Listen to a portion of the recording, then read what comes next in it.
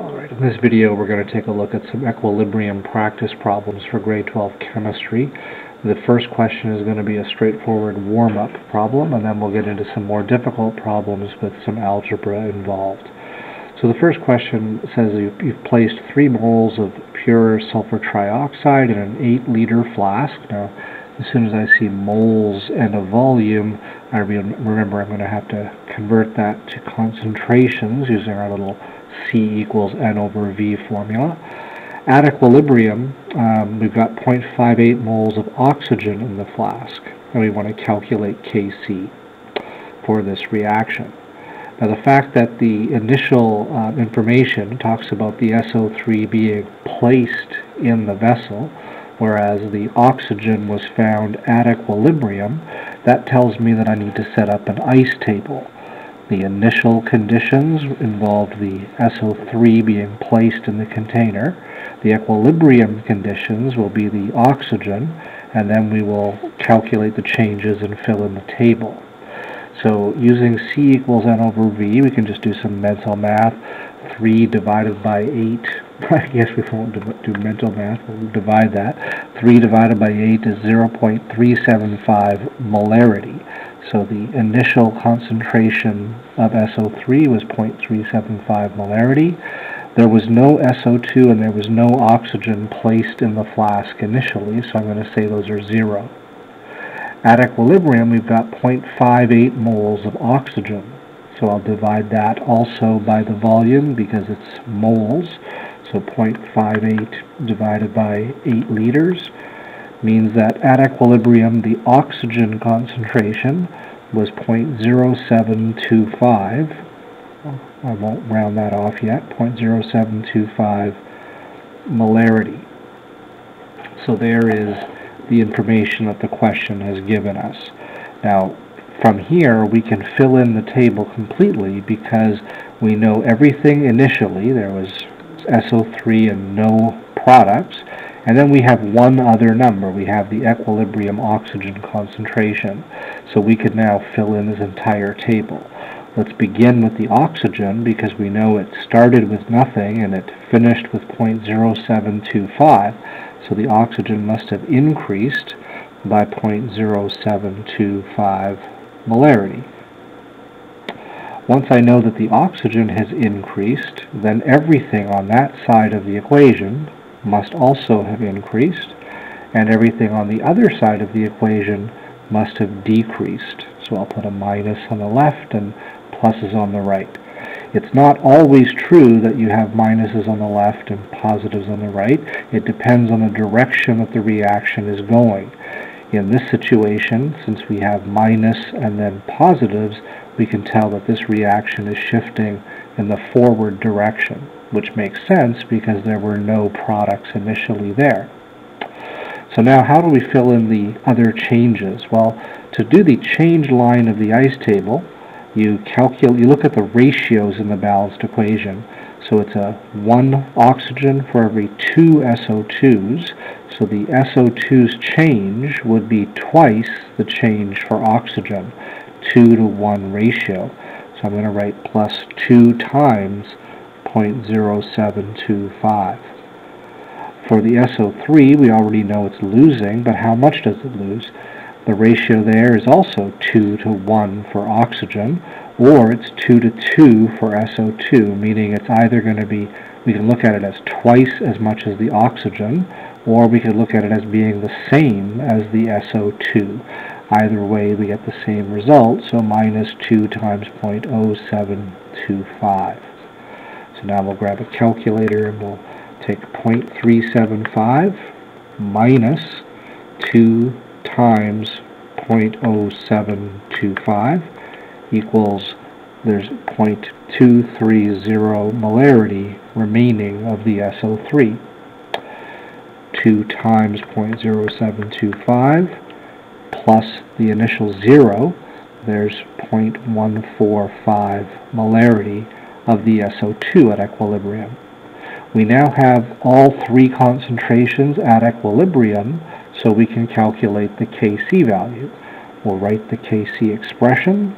We put the product concentrations in the numerator, So concentration of SO2 squared because its coefficient in the equation was a 2, times the concentration of oxygen to the power of 1. Remember, when there's more than one product, you multiply their concentrations. You raise the concentrations to the powers of their coefficients in the balanced equation. We divide by the concentration of SO3, also squared. And the concentrations we use to find the equilibrium constant, Kc, are the equilibrium concentrations in the ice table.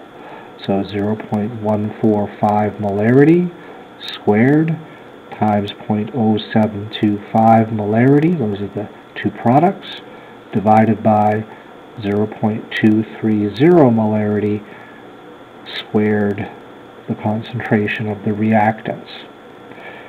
Therefore, Kc equals, grabbing a calculator, we'll just do that in one fell swoop. We'll take 0.145, square it, we'll times that by 0.0725, and we'll divide by 0.23 squared equals 0.0288 is the Kc value. Now, when your Kc value is small like this, it means that the reaction doesn't produce very much product, or that the reaction favors the reactants. A Kc less than 1 tends to favor reactants. A Kc greater than 1 favors the products. And when we say favors the products, we generally mean that at equilibrium there will be more products than reactants. If it favors the reactants, then at equilibrium there'll be more reactants than products. So reactions with small Kcs tend not to make much product. Kcs that are large will belong to reactions that produce lots of products. If Kc is about 1, then the ratio of products to reactants is 1. That means you'll have roughly equal amounts of reactants and products at equilibrium. Alright, so that was a little warm-up question. Let's jump to something a little bit more difficult. So this question is going to involve some algebra. Let's see if we can figure out what are the clues that tell us that. So we've got the equilibrium constant for this reaction is given. Now right there, that tells me this question is a little different. So this question is giving us the equilibrium constant Kc for the reaction. We're told that 1 mole each of the nitrogen and oxygen is placed in a 5-liter vessel. So again, there's moles and volume, so we're going to need our little C equals N over V formula to convert those to concentrations. So those would be placed in the vessel, so those are the initial concentrations that we'll be able to calculate. And then it says, what will be the concentration of NO when it reaches equilibrium? So this sounds like, again, we need an ice table, because the question tells us the initial conditions and then asks us for something at equilibrium. So we need to set up this table to organize the information in the question. So 1 mole divided by 5 liters, 1 mole divided by 5 liters, C equals N over V, is going to give me 0.200 molarity for each of these reactants. There was no NO placed in the vessel initially, so its concentration initially was 0. Now, unlike the previous question, in this question we don't know anything else in the table. In the earlier question we knew what one of the concentrations was at equilibrium. That let us fill in the table with numbers. In this question, we only know the initial conditions. When you see that, that's the clue that you need to use algebra to fill in the table. For example, if we notice that the NO starts with nothing, then we know it must increase, and therefore these must decrease because they're on the opposite side of the equation. But we don't know how much they decrease. We don't know how much that increases by, so we'll use algebra to represent that. We'll use a variable. I look at the coefficients and I see a 1, a 1, and a 2. So because there's a 1 here, I'll just say it loses 1x. Therefore, this will lose the same amount, 1x, because the ratio is 1 to 1. And this guy will gain 2x, because the ratio is 2 to 1. Now, at equilibrium, if you began with 0.2 molarity and you lost x, then you've got 0.2 minus x. Same thing here. And over here, we began with nothing and we added 2x, so we have 2x at equilibrium. Alright, so you can see what I mean by using algebra in this problem. Now, since we have the equilibrium expressions here for concentrations, let's write the Kc expression and we'll see if we can use it. So Kc for this is equal to concentration of NO squared, that's the only product, divided by concentration of N2 times concentration of O2. We know the Kc value. The question told us it was 1.7 times 10 to the minus 3. So if we take 1.7 times 10 to the minus 3, it would have to equal, let's substitute these expressions into this expression. So NO concentration squared would be 2x squared. And notice I'm putting the 2x in brackets there. That's important. It's 2x which is being squared, not just the x. So the brackets there are very important. Divided by, now down here on the bottom I could write 0.2 minus x times another 0.2 minus x, because that's the two concentrations. But since they're the same, how about if we just write 0.2 minus x squared? Because you're multiplying the same thing by itself, so we'll just put a squared beside that. Now when you look at this, you might get a little nervous algebraically because it looks like it's going to require the dreaded quadratic equation, right? If we square this denominator, 0.2 minus x squared, that's going to lead to a trinomial expression. It'll have x squareds in it, it'll have x's in it, and it'll have numbers in it. Then we're going to have to multiply by Kc and set it equal to this squared, and that's a rather scary amount of algebra to have to do. And it would lend itself to making silly mistakes with these ugly numbers. Is there some way to avoid the algebra? Well, there's two things we can do here. The first thing I'll notice is that the numerator and denominator are being squared. Because they're both being squared, we can simplify the equation by square rooting both sides of the equation. So we could say the square root of 1.7 times 10 to the minus 3 has to equal the square root of this, and the square root of this will just remove those squared symbols. So we'll have 2x over 0.2 minus x. So that's still going to involve a little bit of algebra, but it's a lot easier algebra than we would have had with the quadratic equation. Let's see if we can finish that off. So the square root, I'll grab my calculator, the square root of 1.7 times 10 to the minus 3, be sure you're using the scientific notation button on your calculator, gives me 0.04, I'll write it underneath, I guess, 0.041. And that's going to equal 2x over 0.2 minus x. Now, how do I solve that? Well, we'll take this 0.041 and we'll multiply by everything on the denominator. So we'll get 0.041 times 0.2 minus x. That has to equal the numerator, 2x. In the same way that 2 equals 6 divided by 3, 2 times 3 gives you 6, so 0.041 times this denominator gives us this numerator, 2x. And now we'll multiply through the brackets. We'll get 0.041 times 0.2, 0.0082, minus 0.041x equals 2x. I'll add 0.041x to both sides of the equation to move it to the right. That'll leave me with 0.0082 equals 2.041x's. and then I'll divide by 2.041, and we get 0.0082, divide by 2.041, we get that x equals 0.0040 as our final answer for x. You can see there that that's still a reasonable amount of algebra.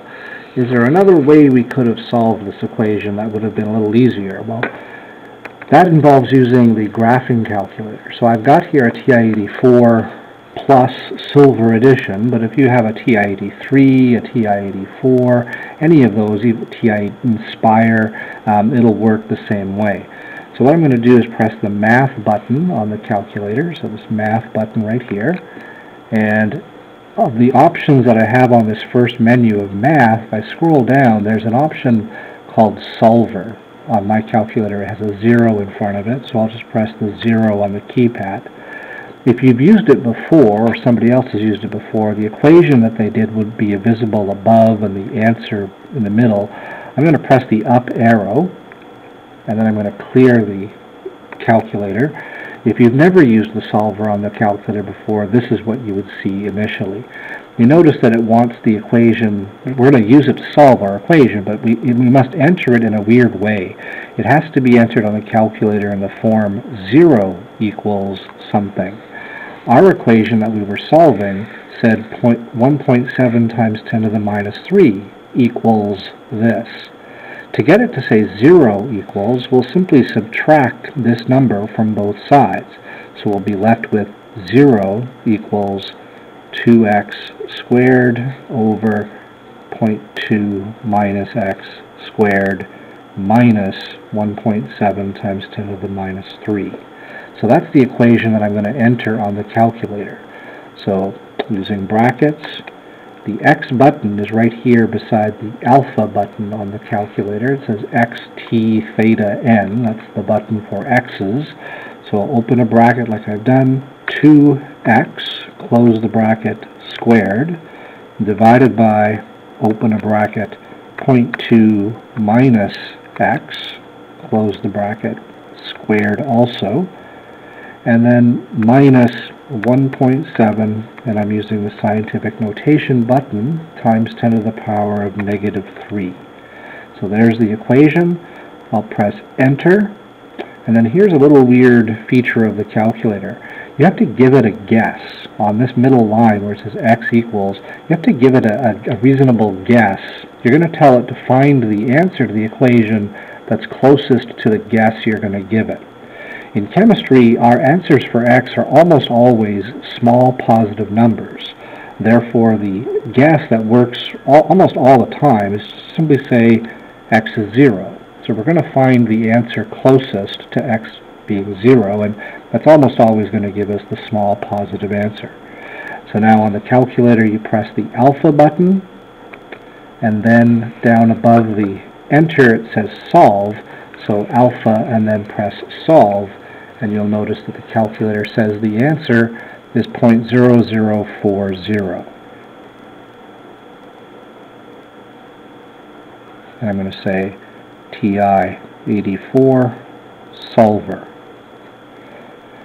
On my tests, that setup, okay, where you simply rearrange the equation and then say x equals this from the solver, that is equivalent to doing all of this algebra, and I'll accept either method. Now if you are doing this because if you're using the solver like I've just done because you can't do the algebra, then you're in a little bit of trouble. The calculator will save you, and that's good, but if you're planning to do this at college or university, that's going to be a problem because you have to know how to do that algebra. On the other hand, if the algebra, you can do it, but it's just annoying and time-consuming, then the graphing calculator can be used as a time saver. So there we've got it. We found x. Now, did we answer the question?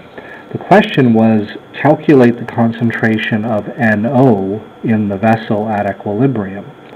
You notice that in our ice table, NO is actually 2x at equilibrium, so therefore we have to do one more step. We'll say down here, the concentration of NO at equilibrium, I'll put a little EQ beside its concentration symbol, is 2x. Therefore, 2 times 0.0040, therefore 0.0080 molarity. There's the NO's concentration at equilibrium.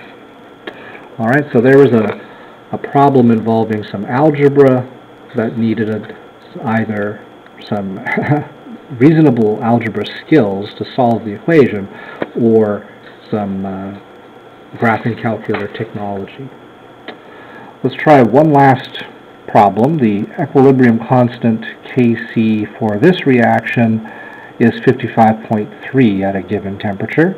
What would be the equilibrium concentrations of all three gases if the bromine and fluorine are placed into the 10-liter flask with initial concentrations of 0.35 molarity? Now we notice there that the initial concentrations of molarity means that we don't need to divide that by the volume, right? Moles divided by liters gives us molarity. These numbers are already molarities, so we don't need to divide by the volume. So we'll set up an ice table. Bromine reacts with fluorine, making 2 BRFs, and the initial change equilibrium, we had 0.350 molarity, 0.350 molarity, and then we had no BRF placed in the container initially.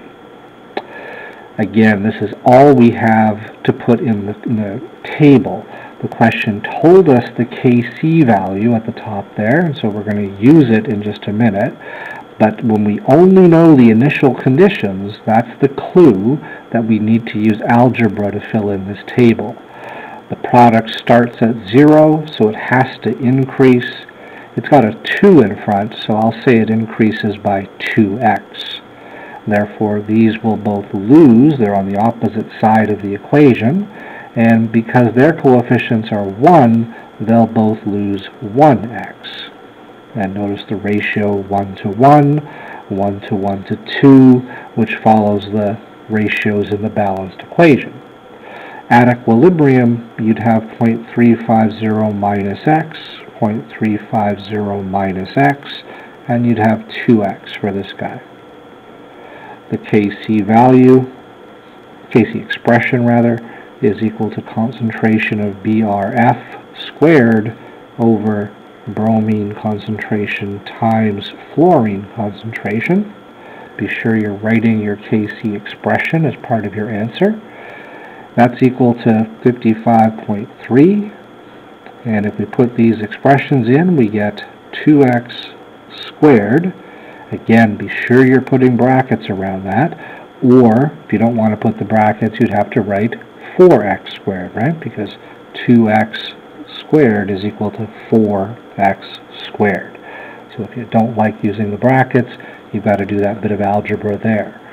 Over 0.350 minus x times another 0.350 minus x. So what I'll do is I'll just write squared.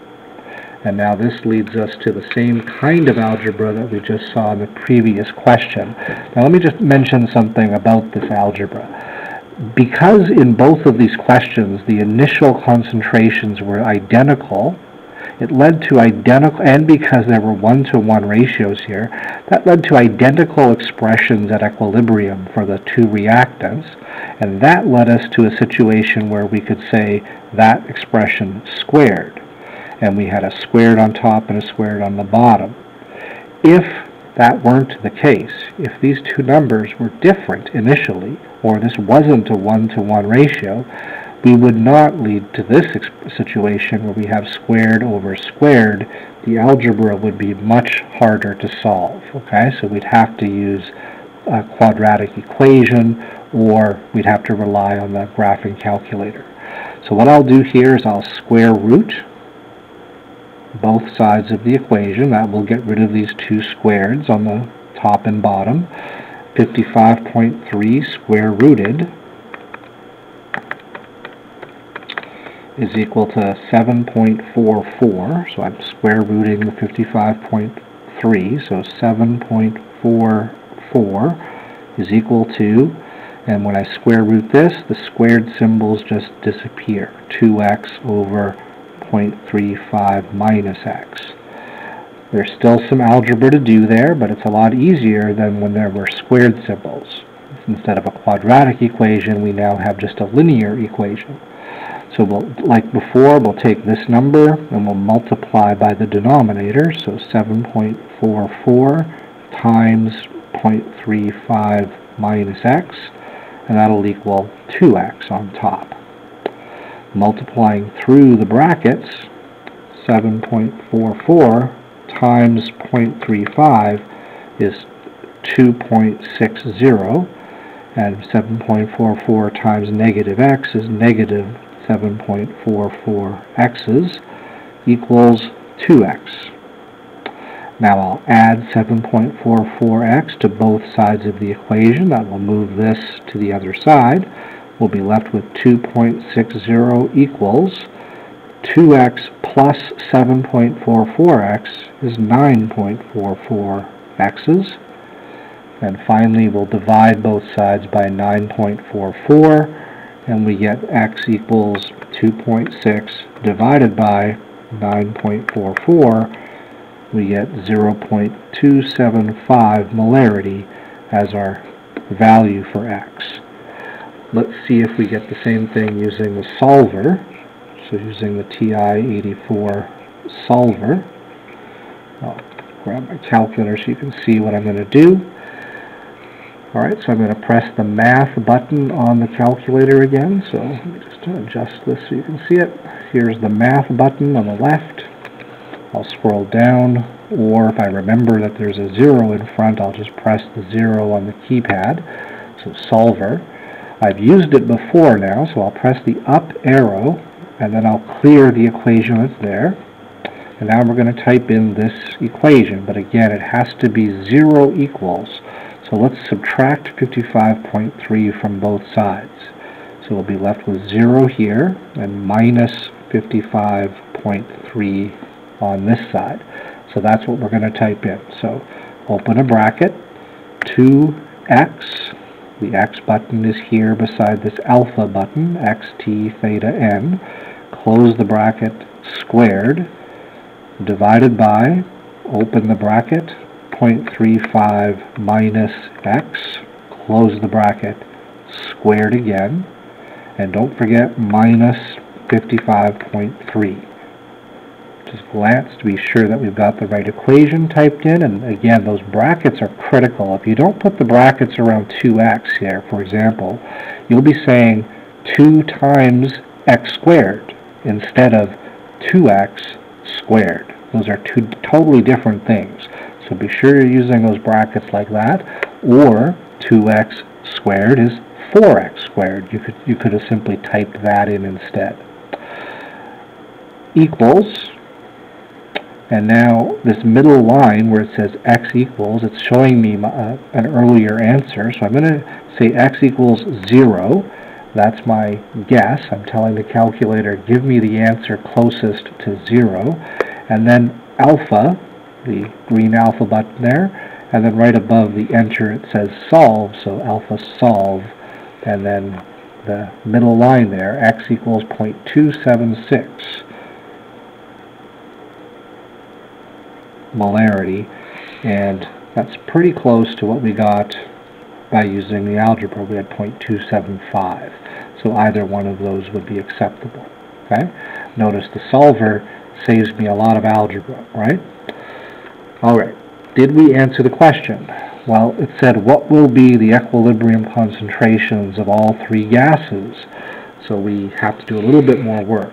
So we can say there concentration of bromine is 0.35 minus x is 0.35 minus 0.276, and that's going to be 0.35 minus 0.276, 0.074 molarity.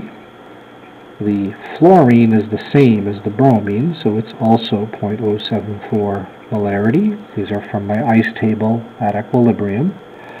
The BRF at equilibrium is 2x. So 2 times 0.276 equals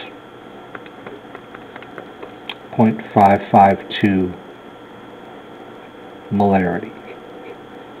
So those are my three concentrations. Oops, there we go. Those are my three concentrations at equilibrium: the bromine, the fluorine, and the BRF. So we answered the question, and we're done. I've got one more problem. I'll just quickly try to solve this one again. If you're feeling pretty good at this point, well then leave this, but if you want to try one more with me, let's do it again. Pause the video and try the question yourself. So we've got PCl3 reacting with chlorine making PCl5. We're given the Kc value, and we're asked for the mass. Now that's going to be a bit of an irritating thing at the end there, but not insurmountable, but it's a little different from before. What will be the mass of chlorine at equilibrium if 2 moles of PCl3 and 2 moles of chlorine? As soon as I see moles, I'm going to go look for a volume, and here it is. They're put in a 4-liter vessel at this temperature. So C equals N over V. We have to switch those moles to to molarities. So let's jump in.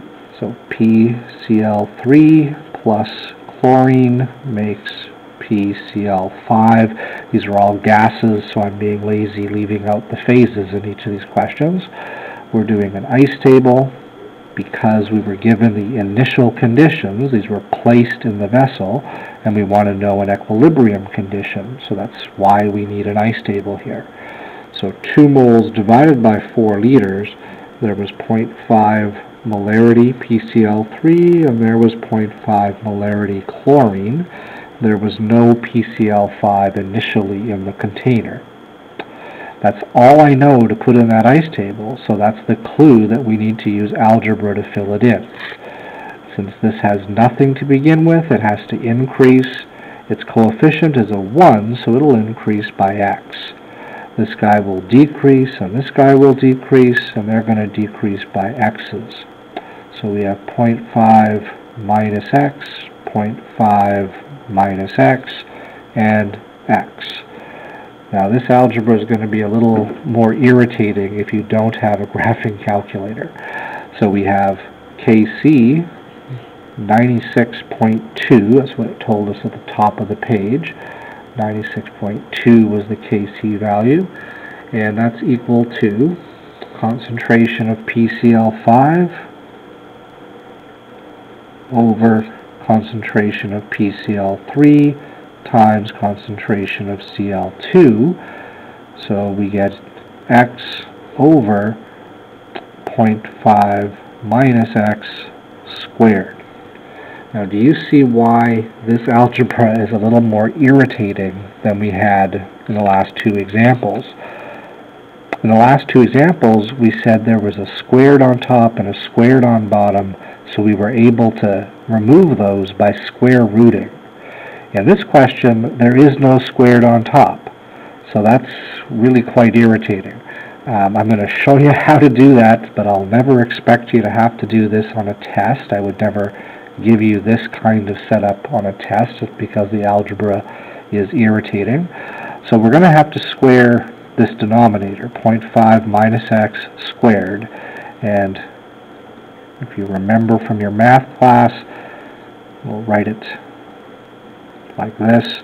You have to multiply the outsides, you have to multiply the insides. It's that FOIL kind of thing. 0.5 times 0.5 is going to be 0.25 minus a 0.5x minus another 0.5x, so minus 1x, and then plus an x squared. So minus x times minus x is positive x squared. 0.5x times negative x is negative 0.5x. and negative x times 0.5 is another negative 0.5x. So 0.5 and 0.5, that's why it adds up to negative 1x. So we end up having this expression in our denominator. So we'll take that expression, we'll multiply by 96.2 times 0.25 minus x plus x squared, and that has to equal the numerator, which is x. Right, so I took 96.2 out front, multiplied by this expression on the bottom, and that equals the numerator x. So now we'll multiply through the brackets here. You can see this is considerably more work than we did earlier. 96.2 times 0.25, we get 24.05 minus 96.2 x's plus 96.2 x squareds equals x. Yikes. Let's bring everything to one side of the equation, and we'll write it in the order x squareds, then x's, and then the number.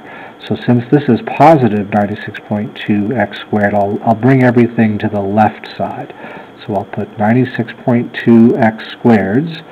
We'll subtract this x from both sides. So when we subtract 1x, we will get negative 97.2 x's. And then we have that positive 24.05, and then we have nothing left here because we subtracted the x, so equals 0. What you've got there, if you remember your grade 10 or grade 11 pre-cal, is a quadratic equation where there's the a value, there's the b value, there's the c value. A quadratic equation, you remember, ax squared plus bx plus c equals 0. And now we're going to solve it using the quadratic formula. The quadratic formula says that x equals negative b plus or minus the square root of b squared minus 4ac all over 2a. Yikes.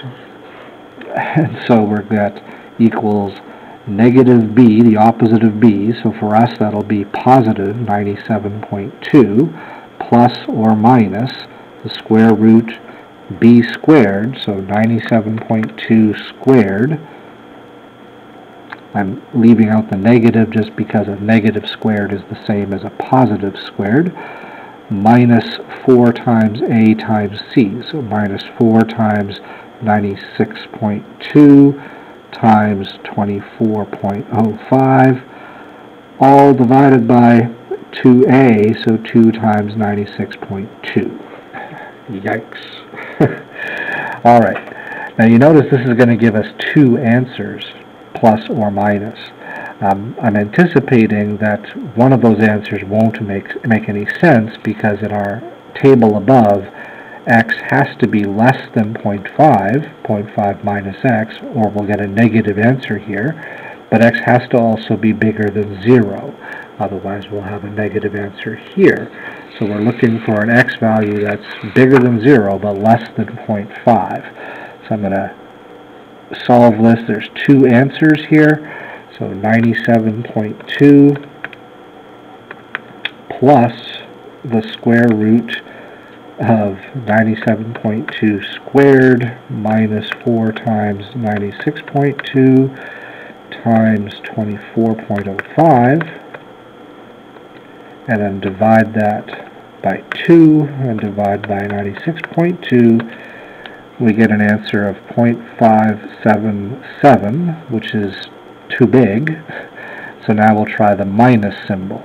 So 97.2 minus the square root of 97.2 squared, take away 4 times 96.2 times 24.05 equals, divide by 2, divide by 96.2.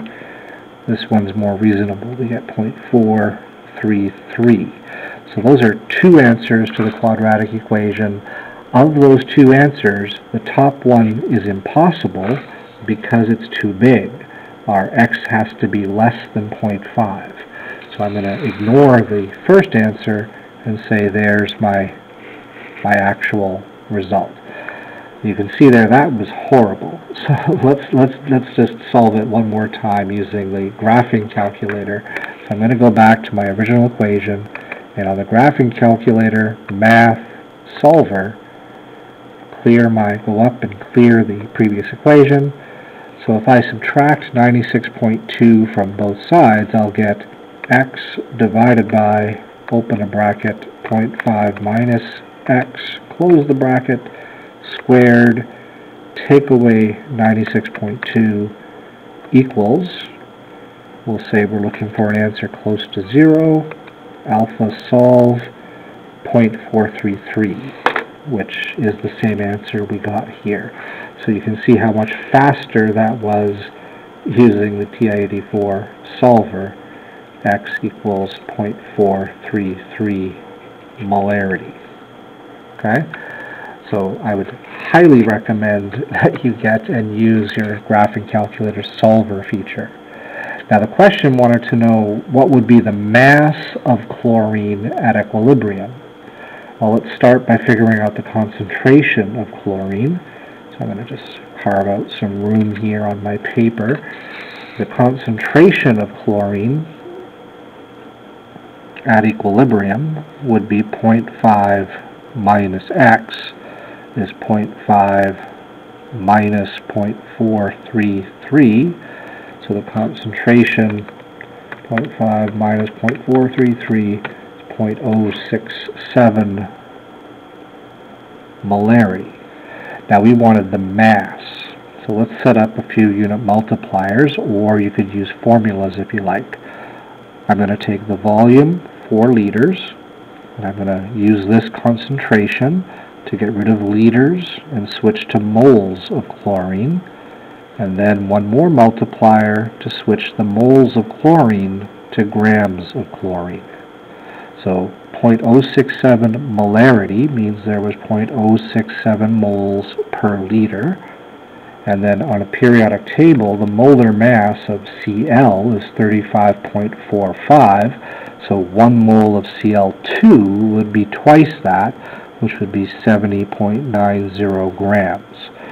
So 4 liters times 0.067 times 70.9 equals 19.0 grams of Cl2. That's what's going to be left at equilibrium. If you don't like the unit multipliers, then you can do the same thing using 2 formulas. C equals N over V. We knew the concentration and we knew the volume, so we found the moles by multiplying those. And then moles is mass divided by molar mass, so we take the moles, multiply by the molar mass, and you'd have the mass of the chlorine. So if you prefer formulas to unit multipliers, use these 2 formulas to convert the concentration and volume to moles, and then the moles times the molar mass to give you the mass of chlorine instead. Alright, so there was a nasty problem with algebra where the TI-83-84 graphing calculator solver is way faster and much more elegant to use.